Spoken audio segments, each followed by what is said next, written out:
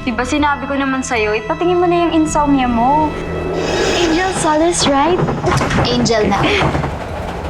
Ang cute na naman po ng hair clip nyo. Butterfly! Hello? Oo, isang oras na dyan ako.